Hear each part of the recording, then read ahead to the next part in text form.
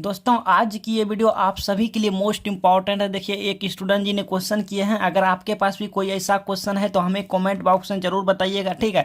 ये क्वेश्चन आप सभी के लिए है। एक स्टूडेंट जी ने किए हैं, लेकिन ये क्वेश्चन आप सभी का डाउट होंगे और आज की वीडियो आप सभी के लिए मोस्ट इंपॉर्टेंट है बिकॉज एग्जाम रिलेटेड है। देखिए इन्होंने पूछा है कि सर एग्जाम में ना क्वेश्चन पेपर जो रहते हैं जैसे कि उसमें ना आंसर शीट में 1 से 3 पेज में अच्छे से साफ साफ लिखना है, सही सही लिखना है। तो इनका कहना है सर शुरुआती में 1 से 3 पेज तक में सही सही जवाब देना है, ठीक है, अच्छा करके, यानी अच्छा से देना है, सही सही जवाब देना है।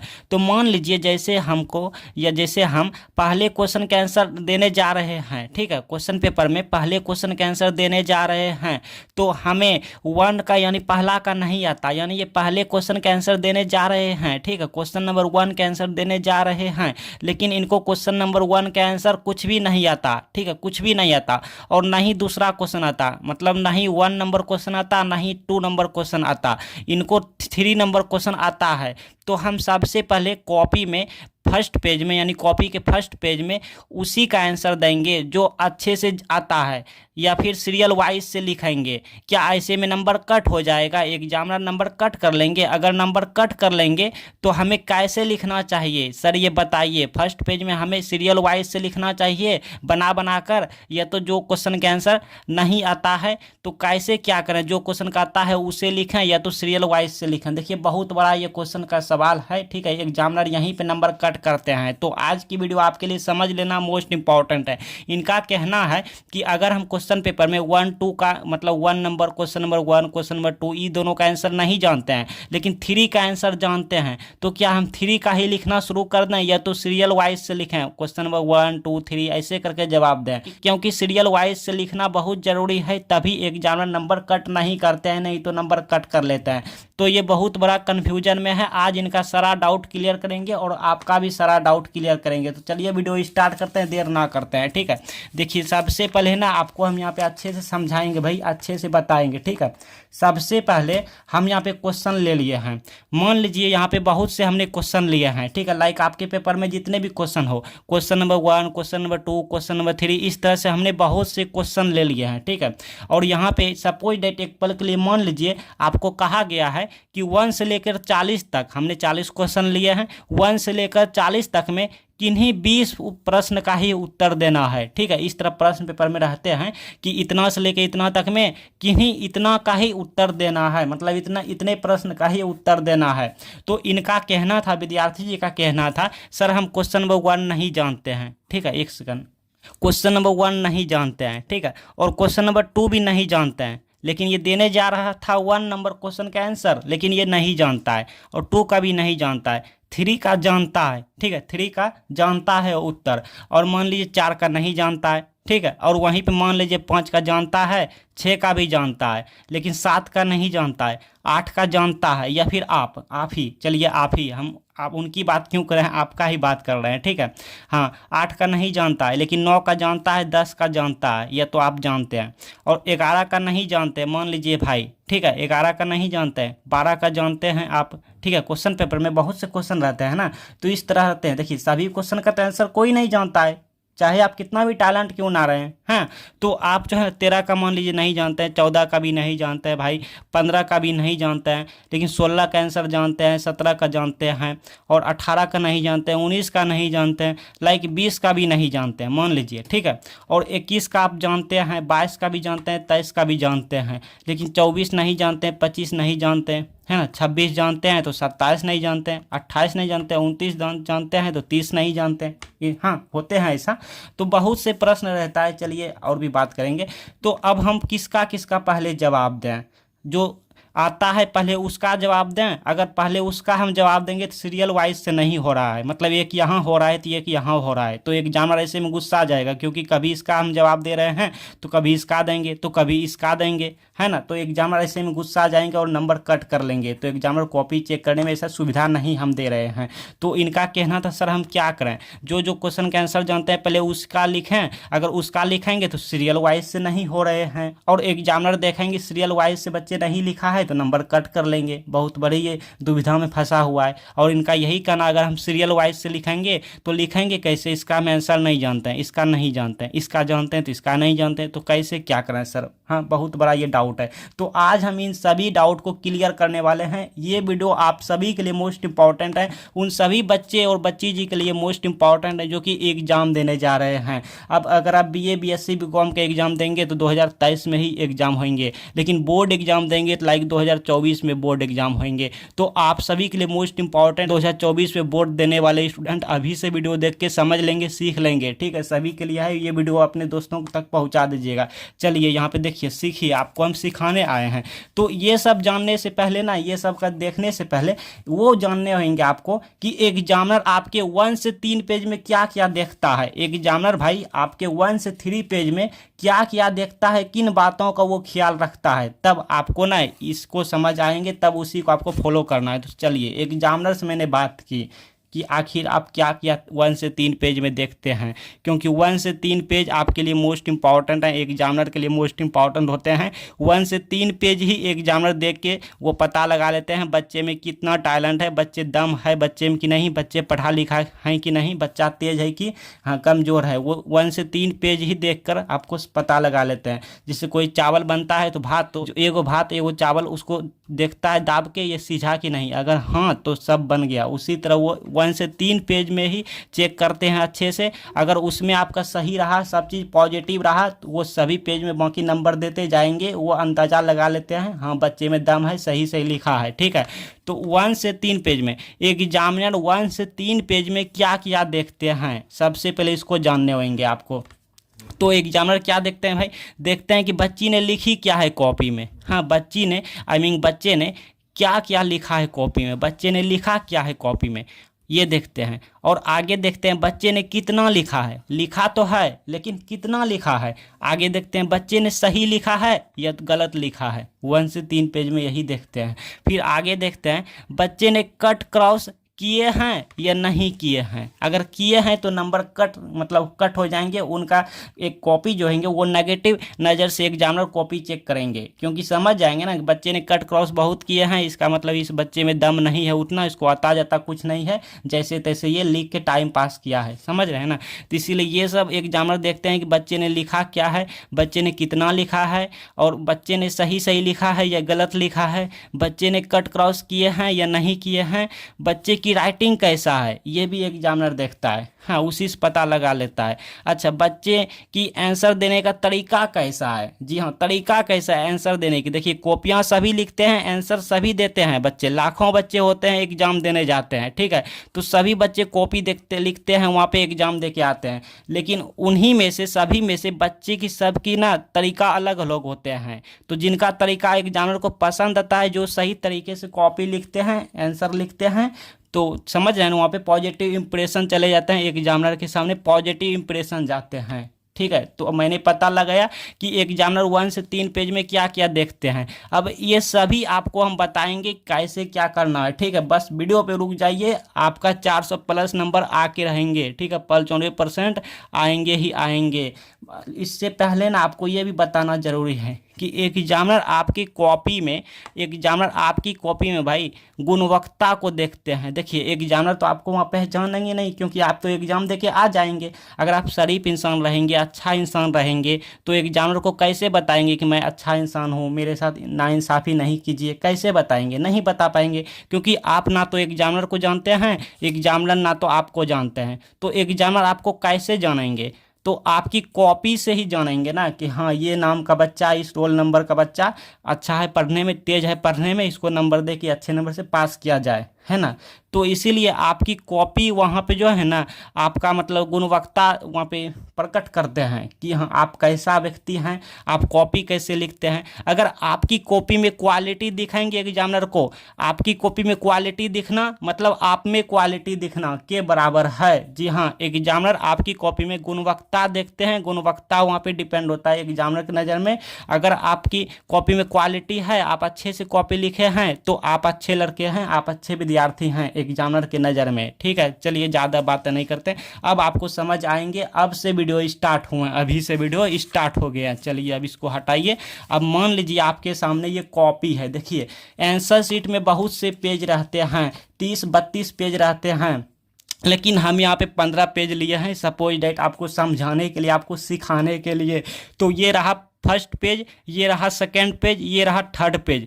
ये पेज और ये पेज और ये पेज, ये 3 पेज आपका मोस्ट इम्पॉर्टेंट हैं, ठीक है। आंसर शीट के कॉपी के ये 3 पेज आपका मोस्ट इम्पॉर्टेंट है, अहम भूमिका निभाता है, ठीक है। यही 3 पेज बता जाएंगे कि आप बाकी के पेज में क्या कैसे लिखे हैं। यही 3 पेज वहाँ पे एग्जामिनर के सामने पॉजिटिव इंप्रेशन ले जाएंगे, बाकी पेज पे भी पॉजिटिव इंप्रेशन ले जाएंगे। तो अब बात आता है कि इन 3 पेज में कैसे लिखें और क्या लिखें। जो जानते हैं उससे लिखें या तो सीरियल वाइज से लिखें, और बाकी के पेज में भी कैसे लिखें, सीरियल वाइज से लिखें या तो जो जानते हैं उससे लिखें, या तो बना कर लिखें। बहुत से यहाँ पे आपका क्वेश्चन डाउट क्लियर करेंगे, क्योंकि यहीं पे आपका नंबर कट हो जाते हैं, इसलिए इसको समझ लेना जरूरी है। मैंने एग्जामिनर से बात की, ठीक है। तो देखिए मान लीजिए आपके ने 1 नहीं जानते हैं, 2 नहीं जानते हैं, लेकिन 3 जानते हैं, फिर 4 नहीं जानते हैं, 5 जानते हैं, 6 जानते हैं, 7 नहीं जानते हैं। इस तरह में मतलब हो रहे हैं आपके साथ बहुत से क्वेश्चन है, ठीक है, इस तरह है। तो अब आपको क्या करना है, पहले क्या करना भाई, देखिए पहले ध्यान से समझिए। पहले आपको ना जो जानते हैं उसी का आंसर देना है। 1 नहीं जानते हैं तो 1 नहीं देना है। देखिए सीरियल वाइज भी होगा, एग्जामिनर का कहना है सीरियल वाइज से होनी चाहिए, ठीक है, सीरियल वाइज से होनी चाहिए कॉपी में लिखा हुआ। तो ये भी होगा, आपको बता रहे हैं कैसे होगा। मान लो ये नहीं जानते हैं, चलो इसको हटाओ। ये नहीं जानते हैं, चलो इसको हटाओ। 3 जानते हैं तो यहाँ पे लिखेंगे क्वेश्चन नंबर 3 का मतलब उत्तर देंगे, ठीक है। क्वेश्चन नंबर 3 का फर्स्ट पेज में हमने उत्तर दे दिया, इसीलिए यहाँ पे जो जानते हैं इसीलिए लिखेंगे ताकि इसमें कट क्रॉस ना हो, अच्छे से हो, और जो जानते हैं सही सही उत्तर हो, गलती ना हो। इसीलिए जो जानते हैं फर्स्ट पेज में लिखेंगे। फिर उसके बाद 4 नहीं जानते हैं, इसको हटाओ। 5 जानते हैं तो यहाँ पे लिखेंगे 5। देखिएगा सीरियल वाइज से भी होगा, जैसे हमने बताया सीरियल वाइज यानी सीक्वेंस सीरीज। सीक्वेंस सीरीज समझ रहे हैं जी, सीक्वेंस सीरीज से भी होगा और सीरियल वाइज से भी होगा। देखिए बात को समझिएगा। 3 जानते हैं, 3 का उत्तर लिख दिया फर्स्ट पेज में। 5 जानते हैं, 5 का लिख देंगे, या 5 का यहाँ पे मान लो जगह नहीं बचा, स्पेस नहीं बचा, तो 5 का यहाँ लिख देंगे। वो आपके पेज पे डिपेंड है, ठीक है। फिर 6 जानते हैं, 6 यहाँ पे लिख देंगे। इस मान लो ये हमारा पेज फुल हो गया, ठीक है, भर गया, इसमें आ जाएंगे। फिर 7 नहीं जानते हैं, 8 जानते हैं, 8 इसमें लिख देंगे अगर स्पेस खाली है, पेज खाली है तो, ठीक है। फिर 9 जानते हैं, 9 लिख देंगे अगर ये भर गया तो 9। फिर 10 जानते हैं, 10 लिख देंगे। मतलब जो जो जानते हैं लिखते जाएंगे। ये सीरियल वाइज भी हो रहे हैं, आप रुक जाइए थोड़ा सा वीडियो, आपको सब कुछ दिखाते हैं। फिर 11 नंबर देखिए, 11 नहीं जानते हैं, 12 जानते हैं, यहाँ पे लिखिए 12, चौथा नंबर पेज पे आ गया है। और कौन सा 16 जानता है, लिखिए 16, चौथा नंबर पेज। मान लो ये फुल हो गया, भर गया, ठीक है, भर गया, सपोज डेट मान लीजिए। अब ना 5वां नंबर पेज पे आ जाएंगे। 21 जानते हैं, इससे पहले कुछ नहीं है, चलो 21 जानते हैं तो 21 का आंसर दीजिए, क्वेश्चन नंबर 21। और क्वेश्चन नंबर 22 जो भी जानते हैं दीजिए। फिर 23, ये मान लो ये भी फुल हो गया, क्वेश्चन नंबर 23, ठीक है। क्वेश्चन नंबर 26 का आंसर दिए, ठीक है। कॉपी कैसे लिखना है ये भी इस वीडियो में बताऊंगा आपको, क्वेश्चन आंसर कैसे लिखना है ना। फिर देखिए क्वेश्चन नंबर 27 नहीं जानते हैं, 28 नहीं, 29 जानते हैं तो 29 दीजिए, ठीक है। और यहाँ पे चलो इतना हमने क्वेश्चन दे दिया, आपको डेमो सिखा रहे हैं। अब आपको क्या करना है, देखिए पहले देखिए सीरियल वाइज हुआ कि नहीं। देखिए सच में हुआ, 3 का दिए, 5 का दिए, फिर 6, 8, 9, 10, 12, 16, 21, 22, 23, 26, मतलब इससे पीछे तो नहीं गया ना, ऐसा तो नहीं हुआ। जैसे 9 हुआ, 10 दिया, फिर यहाँ पे 10 के बाद यहाँ पे किसी का हम 5 का दे देंगे, या 4 का दे देंगे, 2 का, 1 का दे देंगे। ऐसे मतलब सीरियल हो रहा है। जैसे हम 3 का आंसर दिए, फिर 5 का दिए, 6 का दिए, 8 का दिए, तो मतलब हो रहा है, ठीक है। ये जो होता है ना, मतलब बढ़ते क्रम में जा रहा है, ठीक है।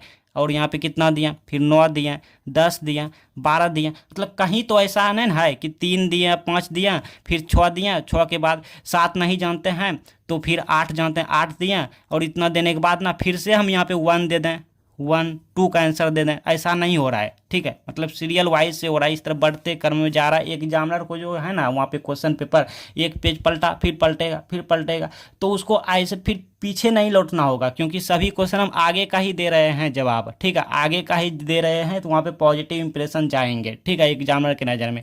लेकिन अब बात करते हैं कि इतने सारे पन्ना बच रहा है, मान लो बहुत से बचेंगे ना, तो जो जो जानते थे सबका उत्तर दे दिया, मान लो जो जो जानते थे हम सब का उत्तर इस तरह से दे दिया। पहले क्या करना है कि पहले जितने प्रश्न का उत्तर जानते हैं सबका देते जाएंगे, इस तरह से देते जाएंगे।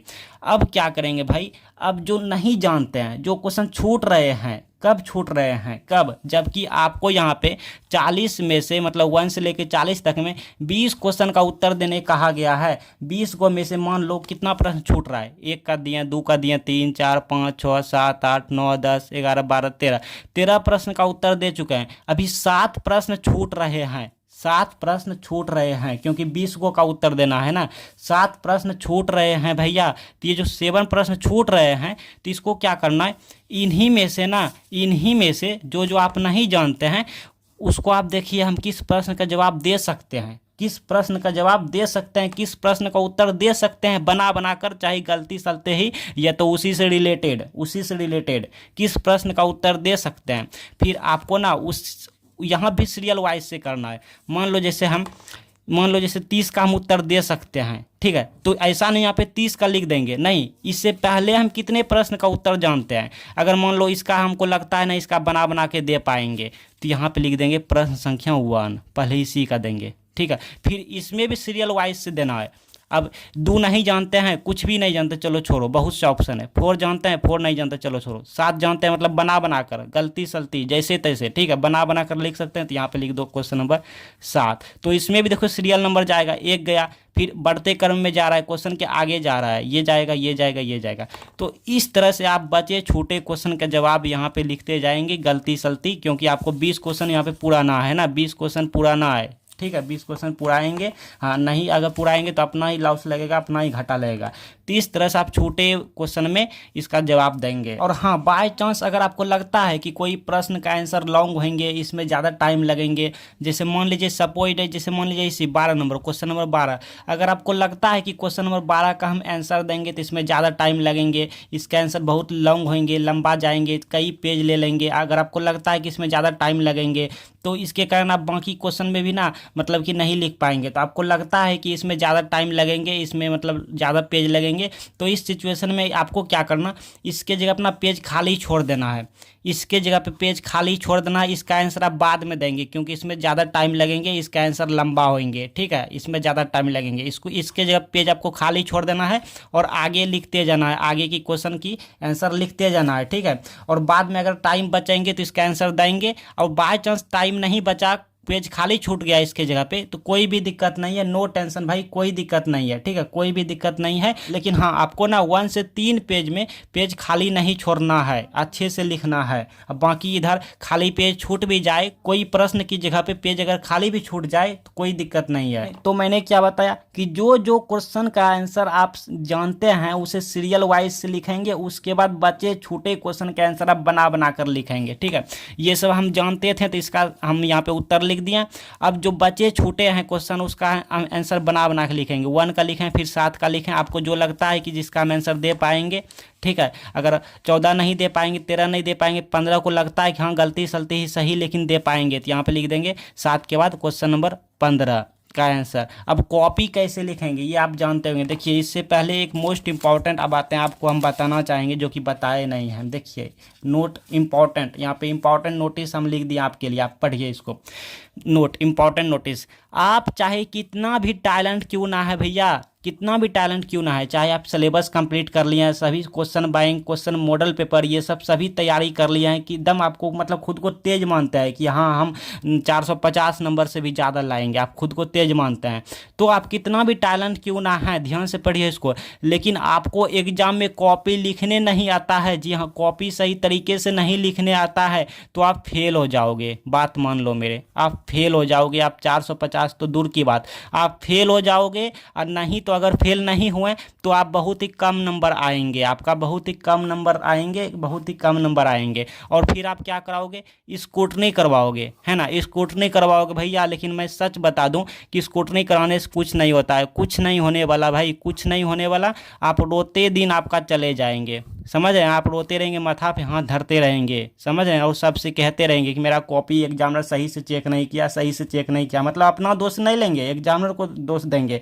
कि मेरा मास्टर ने कॉपी चेक नहीं किया, है ना। लेकिन मैं बता दूं, ये सब झंझट में, ये सब झेलने से अच्छा है, मतलब ये सब झंझट में पढ़ने से अच्छा है भाई, अभी से आप कॉपी लिखने का सही तरीका सीख लीजिए, उसके बाद आपका 400 नंबर आ जाएंगे। कॉपी लिखने का सही तरीका क्या है, इसके लिए हम प्लेलिस्ट बना दिए हैं। इंग्लिश की कॉपी कैसे लिखें, हिंदी की कॉपी कैसे लिखें, मैथमेटिक्स की कॉपी कैसे लिखें, साइंस की कॉपी कैसे लिखें, सबकी कॉपी के लिए इस प्लेलिस्ट में आ रहे हैं। आप इस प्लेलिस्ट में जाके सभी वीडियोज़ को देख लीजिए, 400 प्लस नंबर आपका आ जाएंगे।